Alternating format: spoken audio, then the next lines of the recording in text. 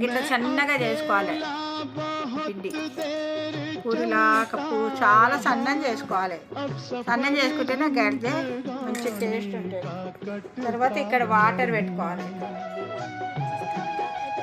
ఇట్లా వాటర్ పెట్టుకొని చిన్న గుడ్డ వేసుకొని जब तलक कोई रंगी सहारा ना हो वक्त का फिर जवानी का कटता नहीं తీసుకొని మంచిగా ఏంటంటే ఊడిపోకుండా ఉండాలి. మంచిగా ఇట్లా గట్టిగా మనం నూనెలు వేస్తే పొరలాగా ఇచ్చుకపోతాయి.